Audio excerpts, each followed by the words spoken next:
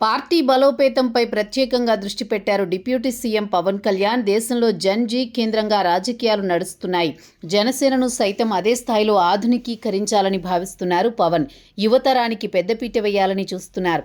కేవలం సాంప్రదాయ రాజకీయాలకు పరిమితం కాకుండా మారుతున్న టెక్నాలజీ, సోషల్ మీడియా, ఆధునిక ఆలోచన విధానాలకు అనుగుణంగా పార్టీ యంత్రాంగాన్ని తీర్చిదిద్దేందుకు పవన్ గట్టి చర్యలే ప్రారంభించారు. అందులో భాగంగా రాష్ట్ర అధికార ప్రతినిధుల కమిటీని రద్దు చేశారు. రాష్ట్ర వ్యాప్తంగా ఉన్న 26 మందిని బాధ్యతల నుంచి తప్పించారు.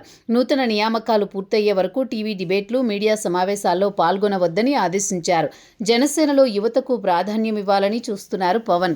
పూర్తిగా ప్రక్షాళన చేసే పనిలో పడ్డారు. కొత్త కమిటీల నియామకంపై సుదీర్ఘ కసరత్తు చేస్తున్నారు.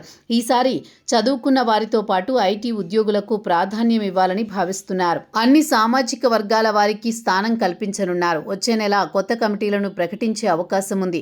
పార్టీ సంస్థాగత బలోపేతం దిశగా పవన్ అడుగులు వేస్తున్నట్లు అర్థమవుతోంది. ఆది నుంచి యువతకు పార్టీలో పెద్దపీట వేశారు. కానీ జన్-జీ తరహాలో పోరాటాలకు సిద్ధంగా ఉండేలా, పార్టీ భవిష్యత్తును తీర్చిదిద్దేలా కొత్త తరం వాయిస్ పార్టీలో స్పష్టంగా వినిపించేయాలనే లక్ష్యంతోనే ఈసారి ప్రత్యేక జాగ్రత్తలు తీసుకుంటున్నారు. రాష్ట్రంలో కూటమి ప్రభుత్వం వచ్చే 2 ఏళ్లు అవుతోంది. స్థానిక సంస్థల ఎన్నికల నిర్వహణపై ప్రభుత్వం దృష్టి పెట్టింది.